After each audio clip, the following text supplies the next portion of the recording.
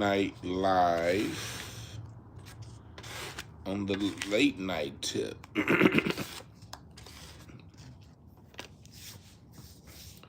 Busy as hell all day, so I had to come to y'all tonight.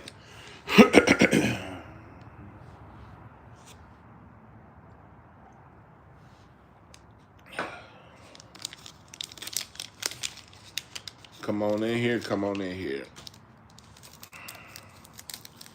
And please hit the like button on the way in. It matters.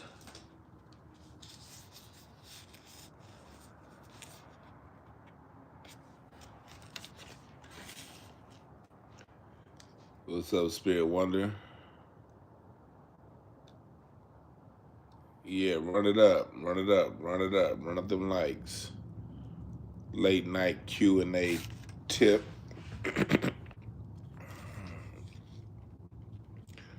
Tonight's video is a precursor to tomorrow's topic. Come on in here. What's up, Shayla? What's up, everybody? Tonight's show is a precursor to tomorrow's topic. Tomorrow, unless anything now, if something crazy happens tomorrow, I'm going to cover that. But as long as nothing crazy happens between now and tomorrow, late afternoon, tomorrow we're going to talk about Nick Fuentes went in on that coon Jason Whitlock and gave Jason Whitlock his Negro wake-up call. But the conversation was centered around black culture. So tonight is a precursor to tomorrow. Tonight I want to talk about, what is black culture? Is there something really wrong with us? Serious question. Because you see a lot of buffoon shit going on with us all the time.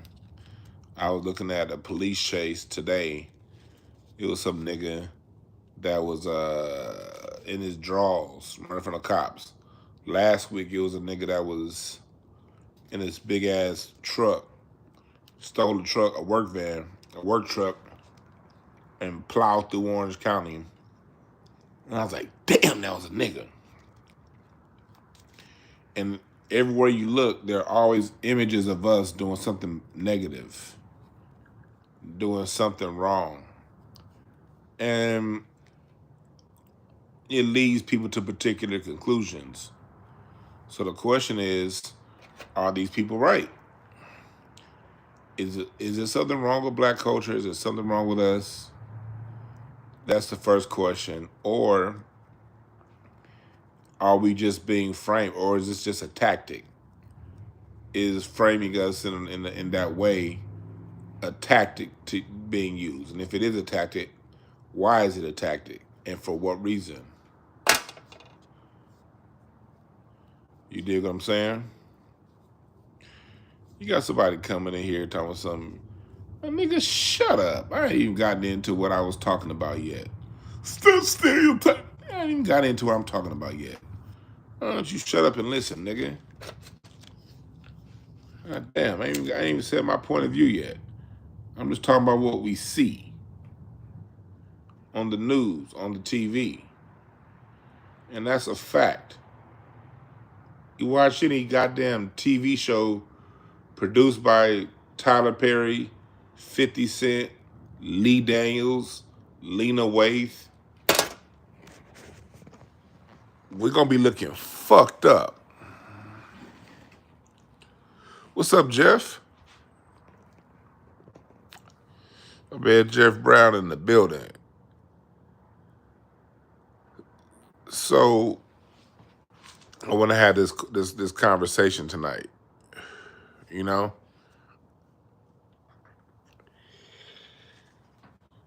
What's wrong?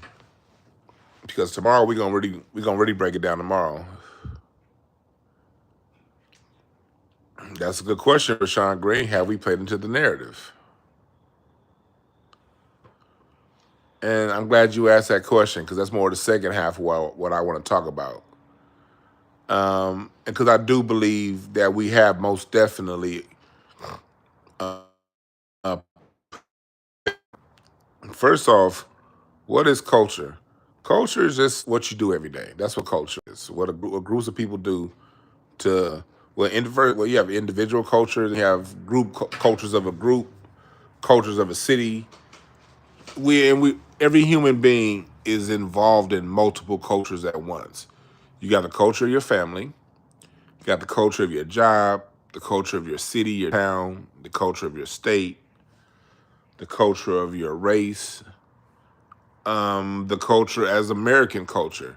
And then there's a larger macro human culture. Dig what I'm saying? That's right, unique organic. Listen to unique organic hair product. You got two jokes.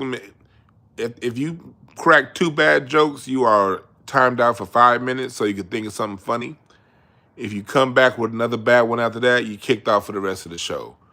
We do not mind funny jokes.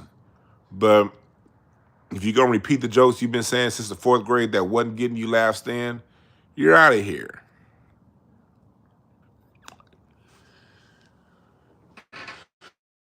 Because your daddy get beat up by your mama. And that's why they broke up. Your mama's 5'2", 130 pounds. Your dad is 5'9", 210. And your mama got in the ring and just be whooping his ass. And you seen your daddy get beat on by a woman your whole life. And so you want to come in here with a real nigga saying that bullshit. Stop it. Just because you seen your daddy get whooped on by women your whole life, don't mean you're going to come up in here and try to whoop on me. That's your daddy's problem, not me, not mine.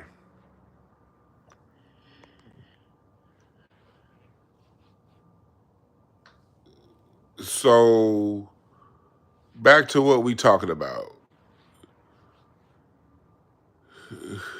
Back to what we talking about.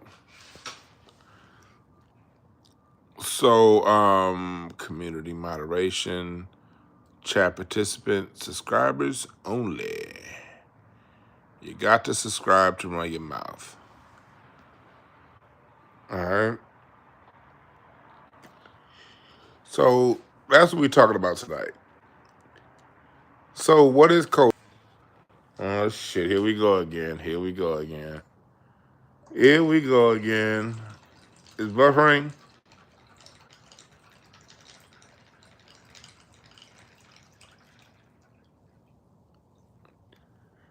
We buffering? We good? We good? Let me go sit out here again. Let me go sit out here again.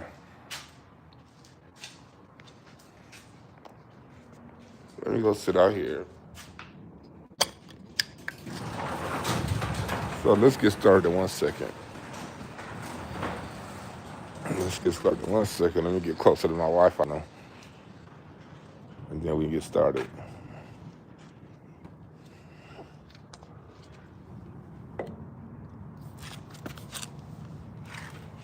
There we go. All right, cool.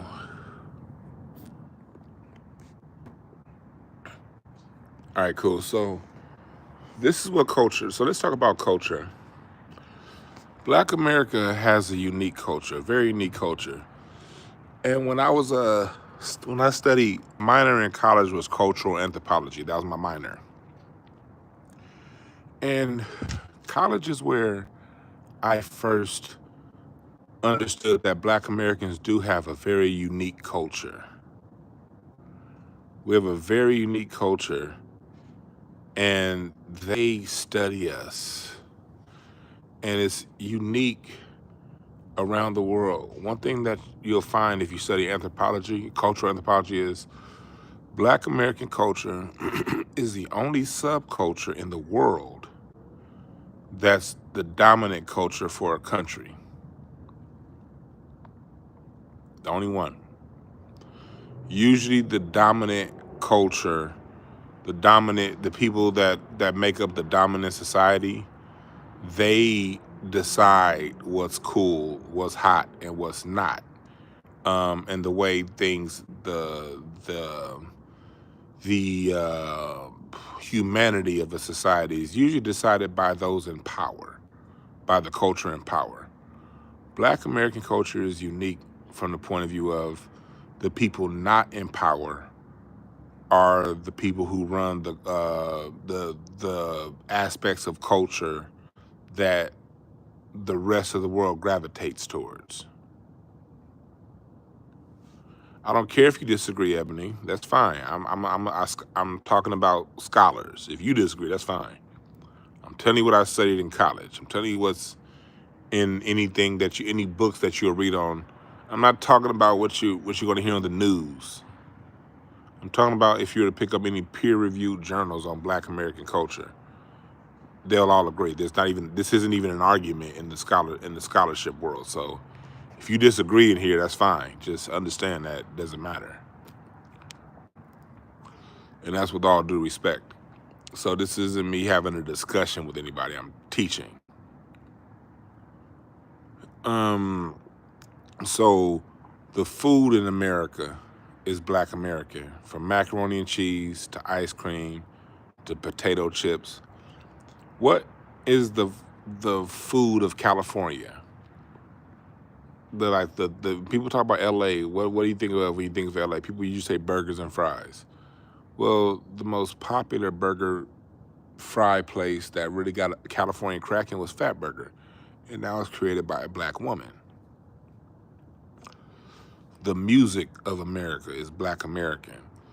When it comes to the inventions, you know, a lot of the luxuries, I should say, of America. What luxuries? Luxuries like elevators, luxuries like railroad crossing, all the advanced engineering on the train systems. That was all invented by us. Light bulb, the things that made America advance past the rest of the world, like the cotton gin. A lot of your innovations in America were us. Still is us too. And these are the things that built America. Yeah, stoplight, gas masks, you know, we can go on plastic. I mean, a lot of the conveniences of America. We invented the toilet system the way it operates here, with water. That's us. The things that make the world in America convenient. You know, that's why you can go to Africa, South America, places in Europe to where they still ain't got running toilets. You know what I mean? Even though we were under subjugation, we were gonna have a clean bathroom. You know? So that when it comes to the how America eats as far as the courses and the meals, that was things that was taught by us. When it comes to the hunting and trapping and things like that, those are things that we taught to these Europeans as they came here. And now that we've been sufficiently subjugated since 1776, we've been, for the most part, subjugated. Because I don't even take our subjugation back to the 1600s, because even in the 1600s, you had way more free Black people on this land than you had enslaved. And so the things that make America bright and great are us. The humanity, the laws, 8-hour work week, compensation, the fair pay system. All of these things were things that we fought for, you know? These are things that we fought for. And so we have a very unique culture in the way that even though we're the culture that's subjugated, the country still moves at our beat. Still moves at our pace, and it speaks like us. Do we sound anything like any other English-speaking nation in the world? The hell, go straight to England. We don't talk like the British and the Australians have somewhat of a common way of speaking. The United States of America speaks a completely different style of English that England follows, literally. We have our own beat, the music, We clap on the 2 and the 4, not the 1 and the 3.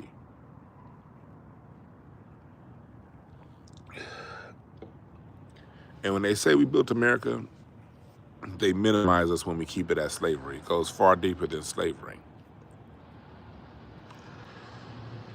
So anything cool in America is associated with Black Americans around the world. And that's, James West with the microphone, Gladys West with the security system. Sister Gladys West, she invented the home monitoring, the home security system.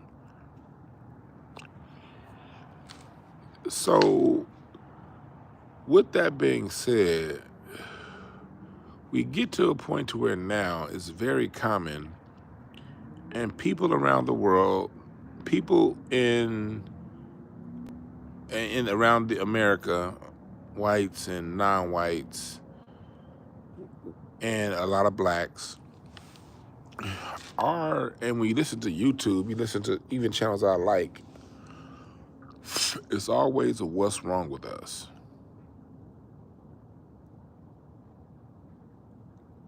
It's always a hyper focus on what's wrong with Black America.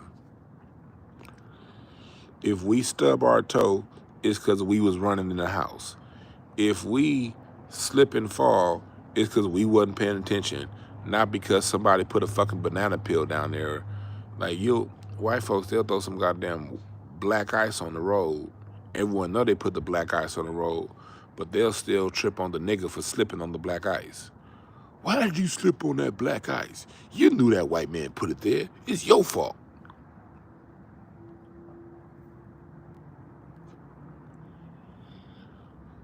Somebody said, who's going to make a channel about the positivity of Black America? It sounds like you need to make it. If you type it on YouTube, that means you have a channel. If you want to know what somebody else is going to make, that means that's probably what you need to do. It's one thing I did. Ask myself, damn, why ain't nobody connecting hip-hop to bebop and Black American music and the history of our music? So you know what I did? I said, well, since nobody else is doing it, I'm going to do it. It was that simple. You notice something? If you notice a vacuum, that means your job to fill that hole. And I did that when I had 200 people as subbing to this channel. And I said, I'm going to keep talking about this shit until people start listening. You feel me? So anyway, what's up, Aries? So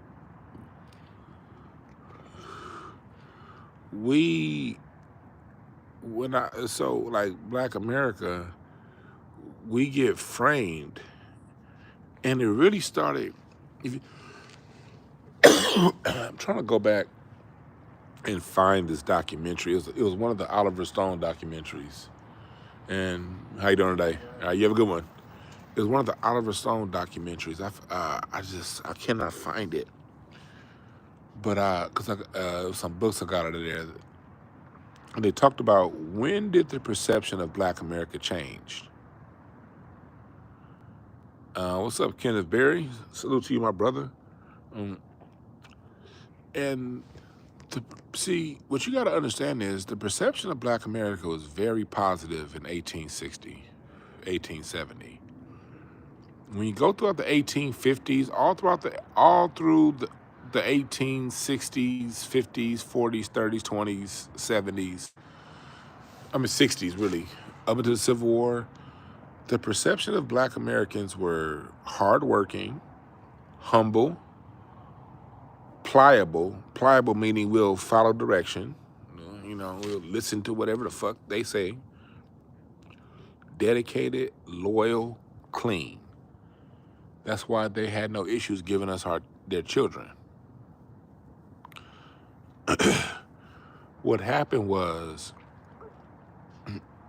as you get towards the end of Reconstruction, America couldn't have a positive view of these Negroes. So along with them opening the gates to Europe and China to bring people over here to America, you had to have propaganda that marginalizes this group of people to these new people coming to this country. You can't have these new people coming to this country with a positive viewpoint of these people. So that's when the thing with like Americana came. Americana statues, that's, you know, the Aunt Jemima, the Bojangles, all of these stereotypical figurines. They said throughout the late 1800s, you started seeing these cartoons in the newspapers and no one really knew who was paying for them. If nobody knew who was paying for them, then who was paying for them?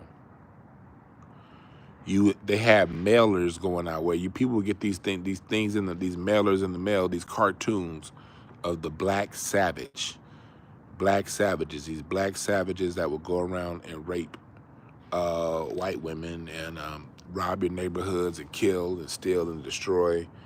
And so during Jim Crow, when we were being lynched, the way America justified that was creating these images of black savages. And the Aunt Jemima, the Mammy character. All that stuff got created the post-1870s into the 1880s as a way to control the minds of America and their perceptions of us. Culminating in the 1915 movie that was screened in the White House, Birth of a Nation, when they had the Klan going around killing black folks that was out to rape white women. America had gotten so good at its misrepresentation of us during the First World War that Germany sent its media people here to America to learn how to marginalize groups of people before they started marginalizing the Jews going into the Holocaust. And you can find this in a lot of Dr. Frances Cress Welsing's speeches and works. And she talks about the environment in Germany leading up. Dr. Welsing studied the environment in Germany in the years leading up to the Holocaust, before she wrote the ISIS papers, and she talks about how propaganda was used. Well, those German propagandists learned from America. Yeah, step and fetch it and all that stuff. Yeah, that LeBron in Vanity Fair, when he was holding that white woman, had him looking like fucking an ape. On that Vanity Fair magazine cover. What's up, Lori Brown?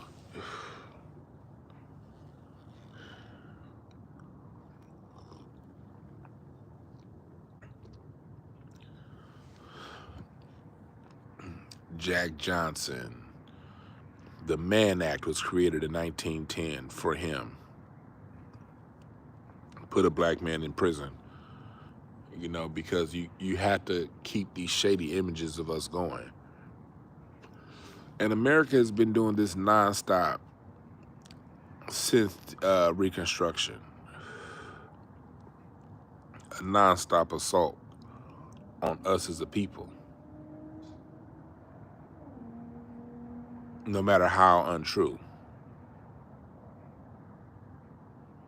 But even with that, we still keep our heads up and keep our chins up.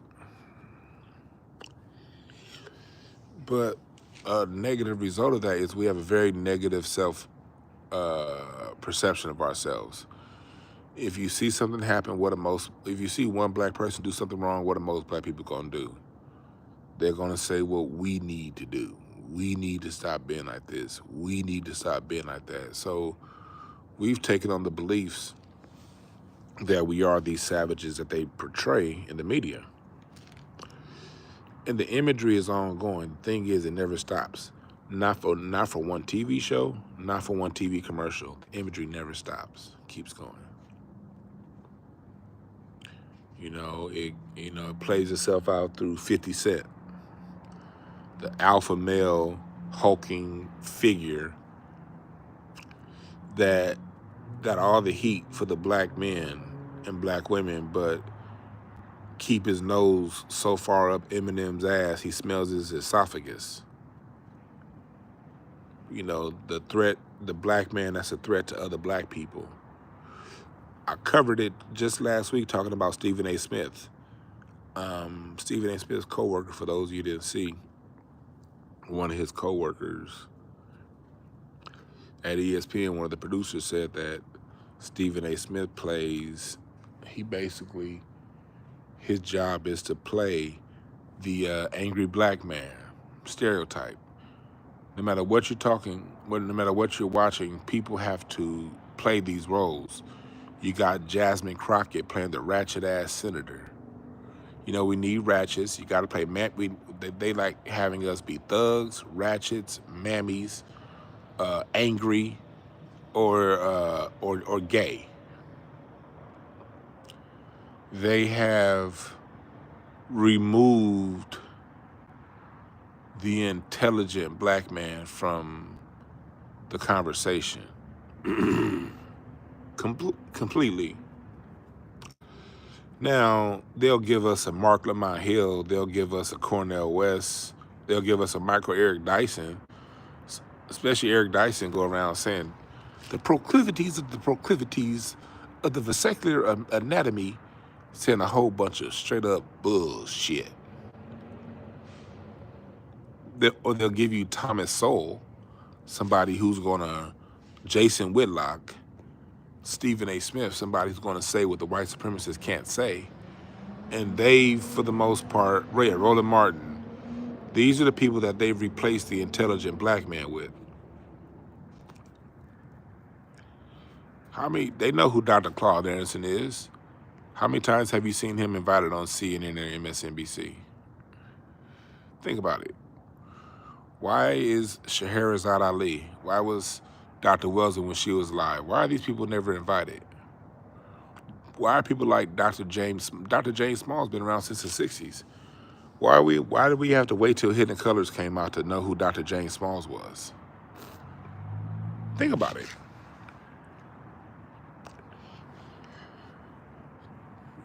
Look at how Fox Soul did me. Fox Soul, my first time on Fox Soul was right before the pandemic, January 2020. They brought us on to talk about race. It was me and it was one like half-breed black chick that was a co-host.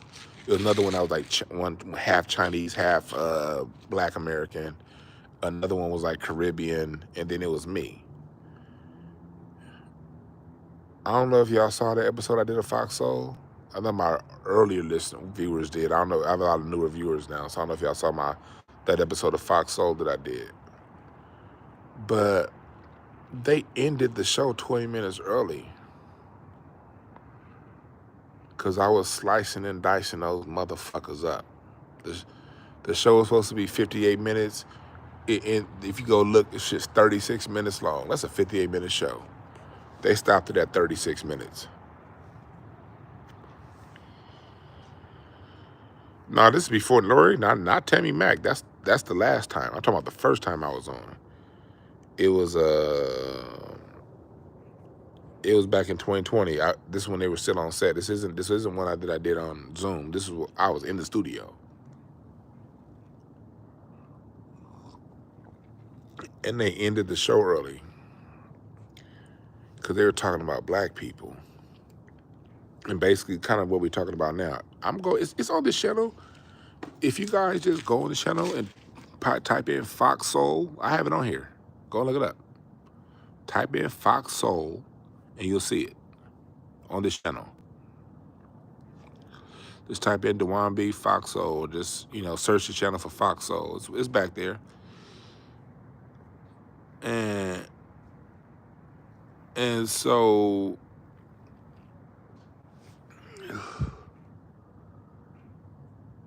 Fox is, but so they I sliced them up. I sliced them up good too. So what they did was they invited me back about 2 months later. And this was March 2020, literally like 3 days before the shutdown. Kobe had just died. The first time I was on, Kobe didn't die yet. It was like, I filmed that episode January 3rd, 2020. The second time was like March 3rd, right? It was literally the same week I started on that show I used to do, Craig Facts. It was the same week. I did Fox Soul earlier that day and then did Craig Facts that same night. You right, Jerome. Jim Rose said, excuse me, I'm high. Simultaneous effort to hyper-feminize our man, emasculates combined with high abortion rates, gang violence. You're right. It's all point destabilizers. You're right about that. What's up, Jeff Brown? Yeah. So this is what the Fox Soul did. They invited me back. Appreciate that, Bossa Nova Ross. They invited me back. Now they had, because the first time it was like a guest host, and I just blazed through her. That was easy work. But it was Mike Hill's show. And this is when Mike Hill was on Atlanta Housewives just before he married Cynthia Bailey. And Mike Hill, Fox Sports, this was his show. But he wasn't on the first episode that I was on because he had a guest host, not Blaze Stewart. So they invited me right back with Mike Hill as the host. Yeah, Jen Rose speaking nothing but facts. You right about that. They invited me on. They spelled my name wrong. They already knew I spelled my shit. First off, they spelled my name wrong when I saw it on TV. They spelled my name with one N. The topic that they gave me was different than the topic when I got there. When I got there, it was completely different than the topic that they gave me. And even when the show started, Mike Hill was like, "Oh, DeWine, yeah, we heard about you. Yeah, you the racist, huh?" They started the show calling me a racist. And then went on to have a completely different discussion. The show was supposed to be about race. They basically called me a racist and then talked about something else that we didn't prepare for. And they tried to catch me up. But nigga, and this is before I started my YouTube channel. Well, I had the YouTube channel up, but this is before I started doing. I started coming on YouTube June 6th, 2020. Before that, I would just kind of throw stuff up randomly. But it was June 2020 was when I started doing YouTube consistently. So this is before I'm even on YouTube like that. This is before I'm doing Craig Facts. But I'm not stupid. I know how to communicate. Nigga, I'm a Gemini. I'm born on a Wednesday, which means I'm Mercury ruled. If you're born on a Wednesday, if your ruling planet is Mercury, you're a good fucking communicator. Communicating is what you do. Talking is your game if you're born on a Wednesday, okay? Most of the time, not all the time, but 89% of the time, if you're born on a Wednesday, you can talk. And I'm a Gemini, so that means I'm a double talker. And I'm a king of clubs, which means I'm a triple talker. I got 3 cards that deal with talking. This is my fucking talent. And I got a fucking college degree in talking. I'm a talking ass nigga with a degree in communication studies. What? Don't play with me. So what they did on Fox, you say your son's a jack of diamonds, that mean that nigga's funny. I'm sorry, no, I don't mean to call your son a nigga, but your son's gonna be funny if he's a jack of diamonds, and yeah. So anyway, they tried to trip a nigga up. Say I said things I didn't say. So, but look, I got the verbal Allen Iverson crossover game going on. I saw that. I play basketball. I'm fat now, but I used to hoop. Run point guard, nigga. I see you running that trap. So before you get this trap to me, first off, I'm not going to dribble to the corner. I'm going to dribble back to the center of the court, get the ball in the court, take a negative dribble, pass it off, make you go back to your man, get the ball back, and I'm going to knock that shot down in your motherfucking ass. And they wasn't ready for that. They weren't ready for that. So they spelled my name wrong. They tried to trip me up because so once Mike Hill and them saw they couldn't trip me up, I didn't get invited on the show again.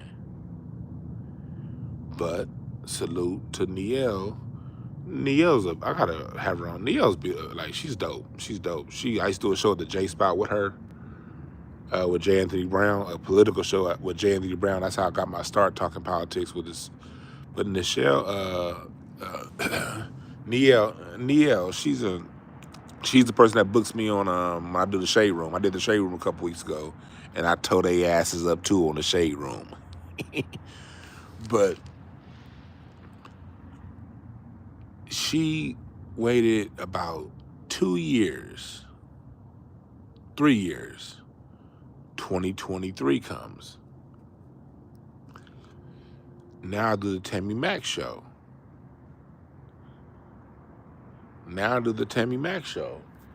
And it's me, Dr. Umar,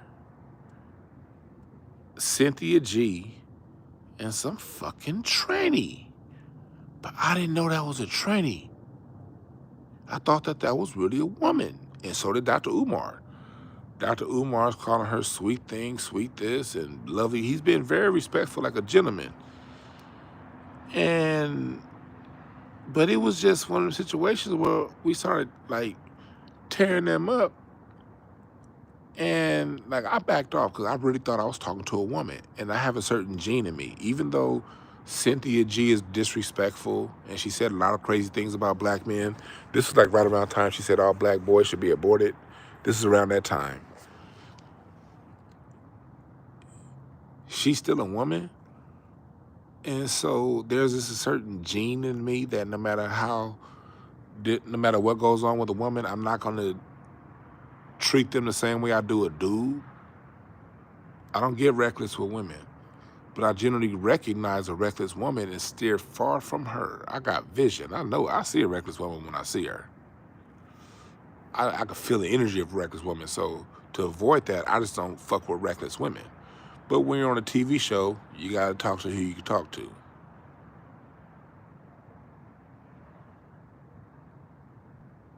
Every argument or every law that has been and continues to be codified shut down inside the country, left land intangibles. Appreciate that, YGLTV1. What's up, Kendall? So, yeah, Kendall watched that episode. I didn't know that was a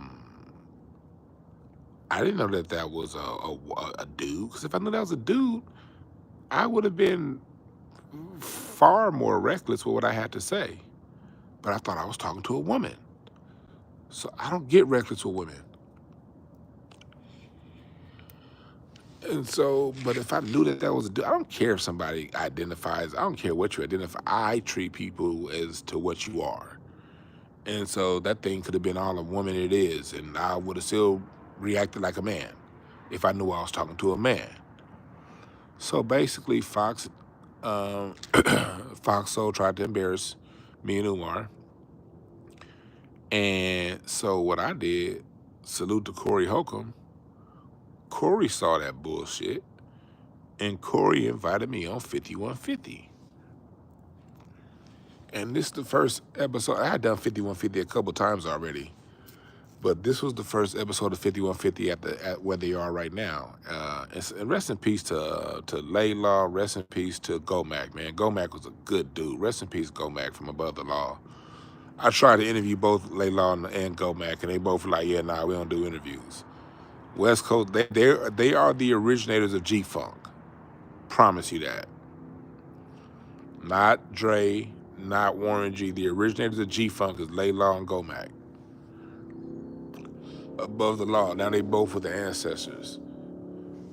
A The last time I saw Go Mac, he gave me some shrooms. Woo! Them shrooms sent me to heaven. Layla knew Go Mac knew I love shrooms. Every time I saw Go Mac, hey, I got something for you. I got something for you. Like, God damn. Rest in peace, man. But anyway, this was the first episode of 5150 at that studio that they're in right now. And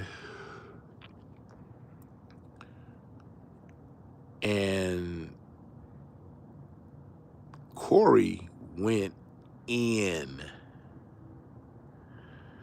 Corey went in so hard on Tammy Mac and on the whole thing for having that trans person up there, and I was on that show. 50. Last time I did 5150. Second to last time. Yeah, that was the last time I did 5150. And Corey went in, and so they got Corey. See, Corey's show reverberates loud, wide, and far, and so Fox Soul saw that episode of 5150, and they invited me back on the show. The next week, they were going to be like, basically, they were going to have a discussion on should trans people identify themselves. And they invited me onto the show, and then literally the day of the show, like that morning, because they filmed like on Zoom like around 6 at night, I found out that morning like at 11 a.m. that they switched and didn't want to bring me on because they were afraid of what I would say. They were basically afraid. This goes back to to the discussion we have tonight about them hiding intelligent black men. Fox Soul didn't want to give me the opportunity to address if trans people should identify themselves, because they knew I was very intelligent and I wouldn't look like a fucking jabroni doing it. And they didn't want that. They didn't call Dr. Umar back. But what they did do was they made a mistake. And Jeff Brown know who I'm about to bring up. They made a mistake. They made the mistake of calling my boy Mark Prince. And press number one, if you remember Mark Prince on this show. I interviewed him about his children before. He came on last month? 2 months ago. He came on the show, my channel about 2 months ago when we were talking politics about Trump. Press number one if you remember Mark Prince. They made the mistake and called Mark Prince. And Mark Prince, smarter than I am. That's my guy. And he said, Dewan, yep, they called me. And that's why I appreciate Nielle. She was like, because she knew they were on some bullshit. So she called somebody who she knew was just as intelligent as I am. What's up, Aaron? Everybody say what's up to Aaron. I've been on that nigga since the 4th grade. 4th or 5th grade. We grew up in the same neighborhood. Everybody say what's up to Aaron Creighton. We go back to like Miss Love's class.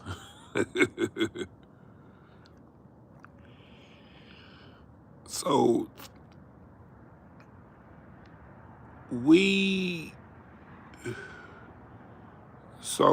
yeah, 5th grade, Miss Lahan. Miss Lahan was my favorite teacher of all time. You know she's still alive, right? She's the first time. Miss Lahan was the first teacher in the 5th grade. That was the first time in my life I felt smart. Miss Lahan was a white lady, and she was old when we was kids, and she's still alive. She was the first teacher that ever made me feel smart. I thought I was a fucking stupid as hell before her. That was my first good teacher, 5th grade. Before all my teachers tried to put me in a slow class. But that's where I met Aaron. in Miss Laham's class. That was the first good teacher I ever had in my life, 5th grade. Uh, but anyway, they called Mark Prince down, and Mark Prince sliced and diced Fox soul up. And this is a true story. I get a call from Mark Prince 2 or 3 weeks ago. Dr. Umar was up in Lamert Park. Mark worked over in Lamert Park. And when Dr. Umar, he said when Dr. Umar came into his store, he got a store there. Y'all go. If you're in LA, go to Soul Folks. Beautiful store in Lamert Park, black owned, and they own the building too. It's called Soul Folks. Dr. Umar came down to Soul Folks, and he saw Mark Prince, and he recognized him. And Umar told him, Umar told him thank you for what he did, because Mark Prince really held me and Umar down. They really tried to bring that tranny in on us and sneak that thing in on us. And then when I had a chance to address it and talk about it, they didn't want to give me the chance. Why? Because America does not like intelligent black people. We don't have a voice. They removed us in the 90s. Do y'all remember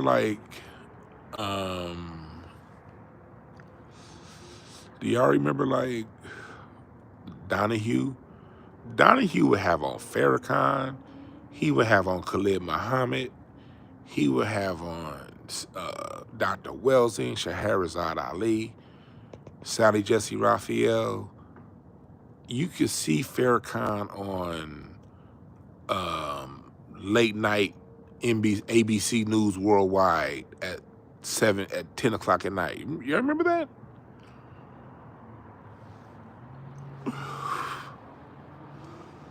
They wouldn't show too many intelligent black dudes, but we still had a voice in the 80s through the mid 90s. That all stopped. And this is history for you young folks. They stopped putting intelligent black voices on TV after the Million Man March.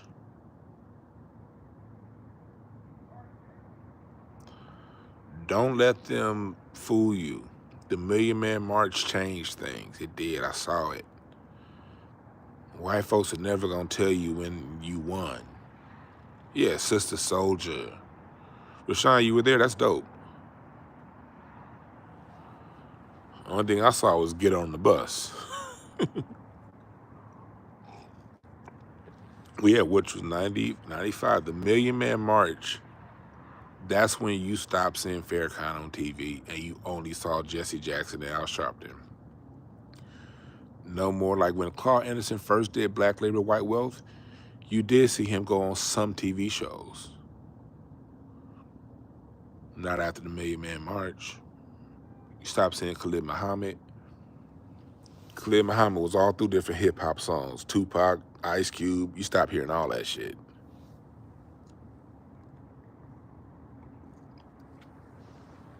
And so since then, the only intelligent black voices that speak from a non-emotional point of view don't get any kind of mainstream access.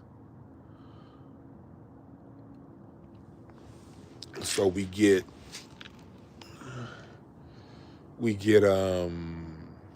fucking, I need my jacket. Shit. Did I bring my jacket down here? Ah, fuck it. Whatever. I'm gonna drink this wine.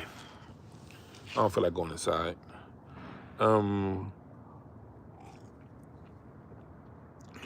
But you get Don Lemon now. You get emotional ass Roland Martin.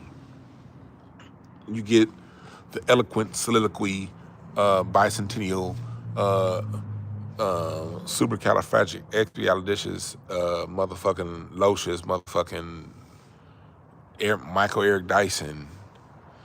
You get Cornel West, who talks a lot, but don't really. He says some intelligent things, but my brother, He don't give you the answer with the solution and his white wife. And Dr. Cornel West knows the solutions, but he always stops. They get that brother that knows, and I still like Cornel West, I do. We get Henry Skip the Truth Gates, who wanted to call us basically, every documentary he does, he calls us migrants in our own country. How can I be a migrant when I live in Mississippi and moved to Chicago? That's not a migrant. I just moved. I'm a citizen that changed addresses. We migrate, but I'm not a migrant.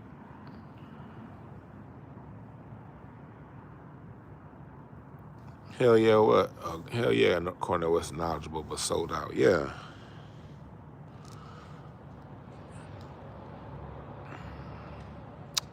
And get your intellectual power right now. Product code D Brown. Peace Pads and Reproductive Health Event May 3rd in Compton, California. Free admission, but you gotta sign up. All links are in the description. But the moon is beautiful, isn't it? Man, if you can, step outside. If you got a clear night, a clear sky, step outside and look at the moon. That motherfucker nice. Yeah. But you know, or you get Mark Lamont Hill, who's intelligent, but he's playing the game. I think Mark Lamont Hill is smart, but he plays whatever game they want him to play. He doesn't know the difference between a man and a woman. Fuck out of here, nigga.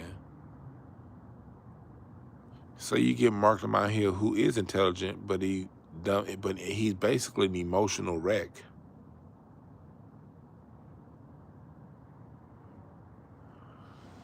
Mark Lamont Hill is an emotional wreck. Very sissified when he talk about a lot of things, you know? Or they promote shows on the internet like Gil's Arena, where you got a whole bunch of fucking dumb niggas talking. I mean, that's a brain draining ass show. Kenyon Martin is the only person that got some kind of brains, and sometimes Rashad McCants. And I love Nick Young. I remember watching him hoop when he was in high school. Matter of fact, I used to hoop with him when he was in high school. His brother Ty used to be at LA Fitness, and when he was in high school, he would come down in that USC, the LA Fitness on La Cienega and 18th. I used to hoop, and now he didn't come a lot, but his brother used to come all the time. We used to hoop together all the time. But he's a fucking idiot on that show. Gilbert is just a bunch of dumb niggas talking.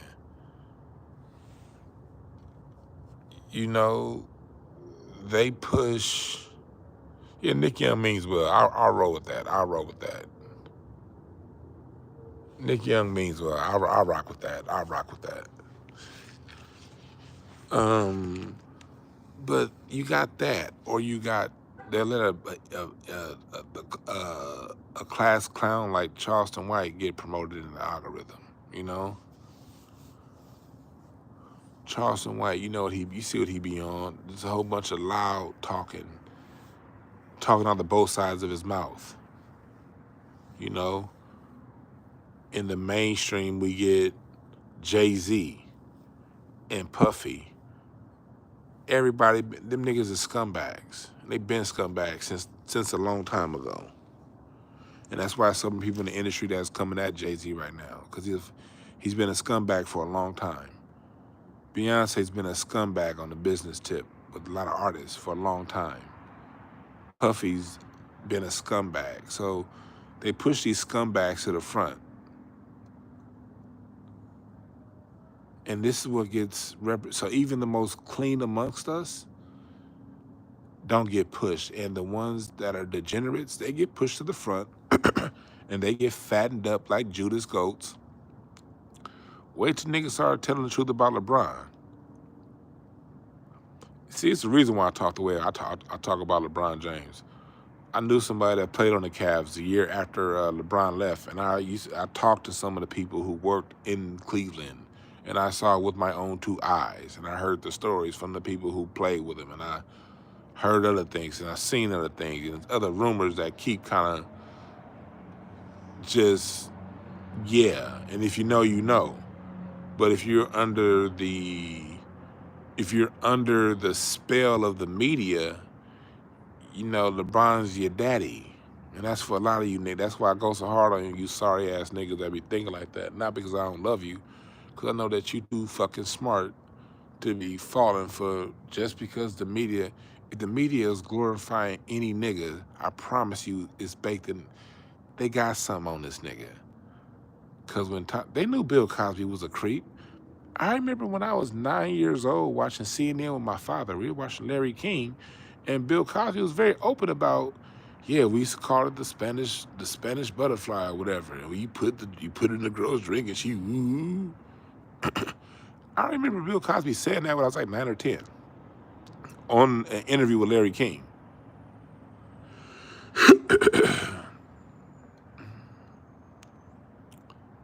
Who remembers that interview with Larry King? It was like 1990, 89, 90, 91. He was like, you put it in a drink and they ooh. Like, been knowing this shit. But they elevate the scumbags because when it's time to pull the plug, it's baked in the cake. And they learned because Michael Jackson wasn't a scumbag. They tried to throw something on him. They put the FBI on Michael Jackson for 10 years, couldn't find nothing. So they had to create something, and it still didn't stick. And they still, in his death, making these documentaries about him because they want you focused on the narrative and not the healing powers of his music.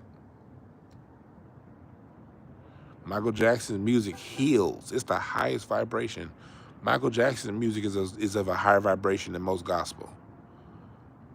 Go listen to Earth Song right now and go listen to They Don't Care About Us. Really that History album, Tabloid Junkie. There's a song on the History album. I need you guys to go back and on my Patreon, I'm gonna upload my I did a breakdown of Michael Jackson's History album. I'm gonna upload that on Patreon. And it's a song called Tabloid Junkie. Just because you see it in the magazine or the TV screen, don't make it actual, don't make it factual. He breaks it down on Tabloid Junkie. History, the song History. Every day creates your history. And so Michael Jackson taught you how to live life. Go listen to the song Off the Wall. Off the Wall is just, that's gospel. Live your life off the wall, man. Living crazy is the only way. You gotta leave that 9 to 5 up on the shelf and just enjoy yourself. Groove. Let the madness in the music get to you. Life ain't so bad at all when you live it off the wall. That's healing.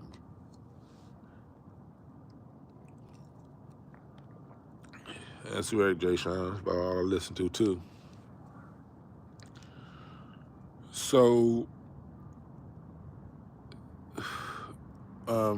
another part of me, we're taking over. We have the truth. The final mission I bring to you. There is no danger. This is our planet. You're one of us. I'm sending out major love. And this is my message to you. The stars are lining up. We're bringing brighter days.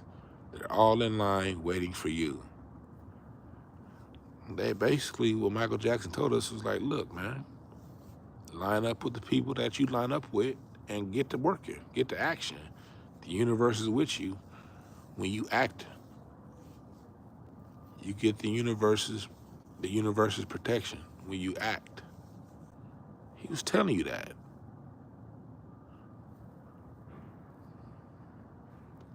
Michael Jackson music heals. Remember the time. Towards the end, he's the first time black people were seen on camera as ancient Egyptians. And then he drops a line, you and me in Spain.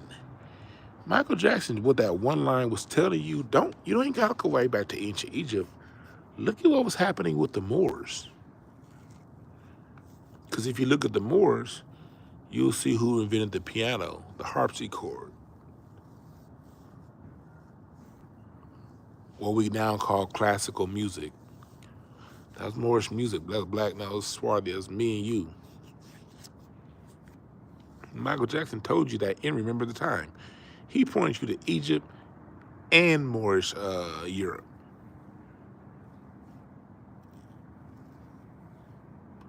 It wasn't just Southern Italy and Spain, it was all of Europe. Go look at my interview, and I'm gonna have Dr. Clyde Winters back on to explain to you. You gotta understand that you gotta look at the nigger kingdoms of Europe during the 12 and 1300s. You gotta realize, like, even Oliver Cromwell was black. Cromwell, 1600s. King James, like, you still had swarthy skinned monarchies in Germany up until like 1840. You still had swarthy monarchies in Germany up until the mid 1800s, really. Look it up. The Britons, you still had swarthy skinned leaders. Queen Charlotte was swarthy. She was in the 1800s. So no, don't let them lie. Don't let them say, okay, no, it was, because that's one thing they like to say, okay, we'll give you a little bit. We'll just say it's the south of Spain and some of Italy. No, nigga, it was all of Europe. Russia too. Ben Franklin wrote in 1751 that the people of Germany are swarthy primarily. Ben Franklin wrote in the year 1751 that the people of Germany are swarthy complected. That was Ben Franklin. All about the Benjamins, $100 bill. That's the man on the face of a $100 bill. His personal writings in 1751. The Germans are all but swarthy.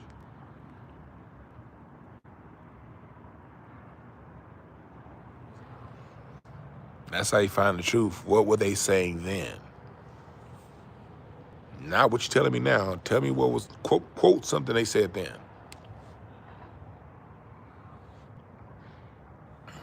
So, and you could look that up at the International Archives. You can look that up right now at library.congress.gov. All this stuff is in on those websites. I mean, all of them got .gov websites. All those writings with George Washington writing to the King of Morocco and thanking him for his money and sign off of the United States independence.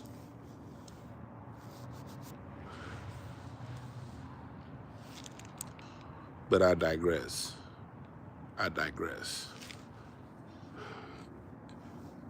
But that actually goes into the point. How do you marginalize a people?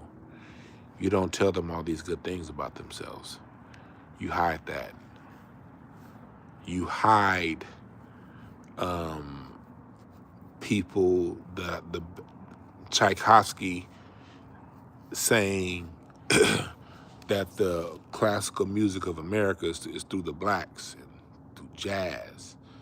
You ignore it. You ignore the inventions. You ignore Granville T. Woods and the telegraph and fax machine. You ignore Lewis Latimer. You ignore Garrett Morgan. You ignore them. You ignore it. You get great grand composers like Duke Ellington, Count Basie, Jimmy Lunsford. That's just Negro jigaboo music. Then when they die, oh, they were the greatest ever. And then you don't talk about them anymore, so hoping that we all forget. You know, you call James Brown jigaboo music, Rick James, and you don't put Rick James on MTV so his career can grow. You know, you play hip hop to the side. You don't acknowledge greatness. But you overemphasize everything wrong, everything bad, everything fucked up. And you make everything wrong, bad, and fucked up the story. And although every society, 16% of the society is going to be on drugs, you penalize the black ones and you put them out on TV shows like Cops, things like that.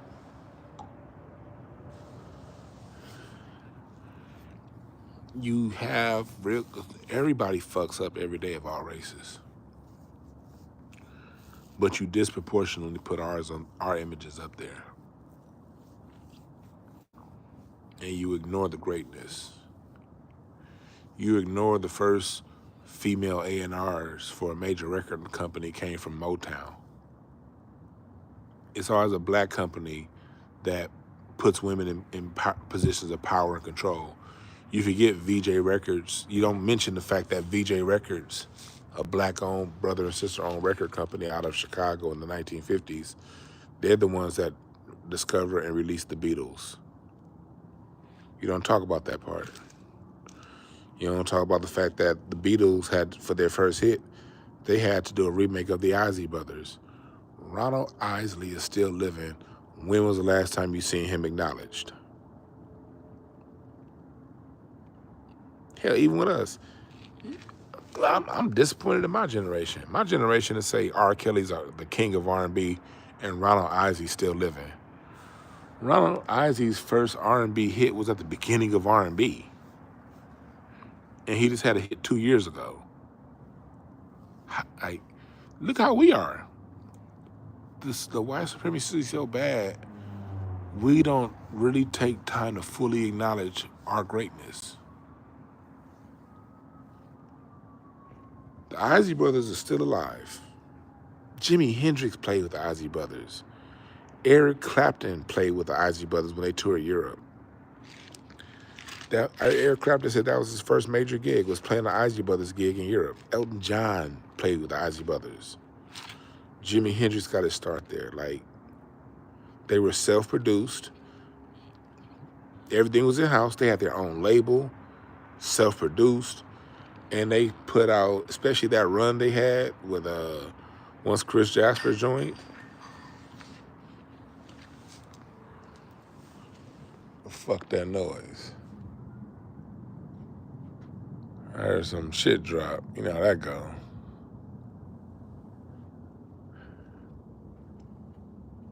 What the fuck was that?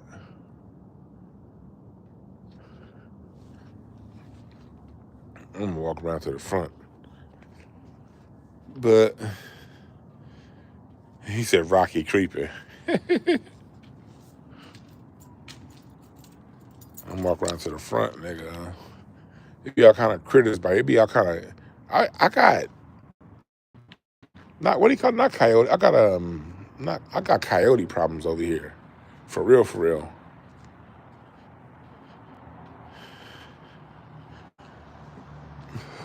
But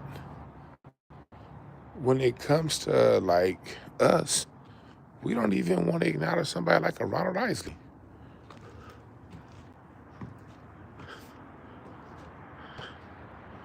I saw a beautiful coyote the other night.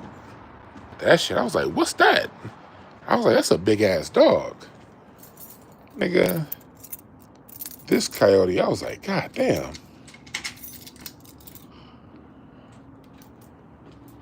Here we go. Now I got coyotes, I got raccoons, possums, skunks. And we're in the springtime now too. This when the skunks get going.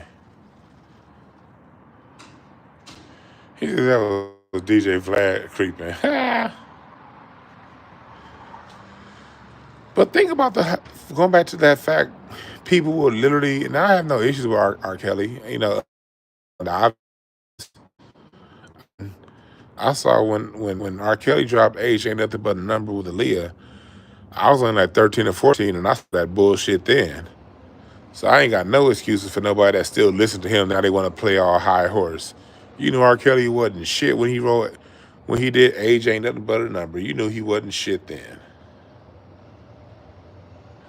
But Ronald, the Isley Brothers, Ronald Isley's first hit was 1959. Think about that. Think about that. Their first hit was with Ronald Isley singing lead was 1959,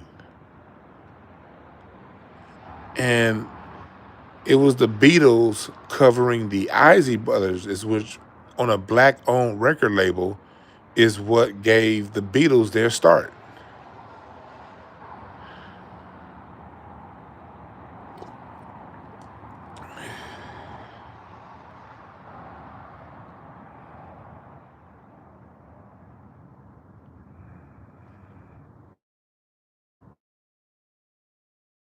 Black Sigma said, "Are you ever going to do a show in the Carmel case?" Because homeboy, I talked about that yesterday. No, I'm not going to do a show in that case because I'm not going to get into the details of that case because I'm not going to allow these people to dictate when I get mad and when I don't get mad. Shit like this happens all the time with us in America, and we get distracted. And for everybody donating to his case, cool. You know what I mean? I say do you, but if you want to find more about that Carmelo Anthony case, go to another channel that's going to research the facts. I'm not going to spend 1 minute of my time doing research on that. Not one. And I tend to, when I come to talk to you guys, I like to talk from a perspective of understanding in your ear, and I'm going to talk about something that I halfway know something about. I would never cheat y'all like that, for real, you know? So if I cover something, it's because I took my time to understand it and then bring it to you. But if I'm not going to take my time to understand it, I'm not going to talk to y'all about it because I don't want to be like, I don't want to be no half-ass. But I appreciate the super chat. Appreciate the super chat. Hey, press the number one if you remember my old school In the Dark from the Porch podcast when Teddy Ray was still living. Press number one if y'all was here back then when I be sitting on the porch talking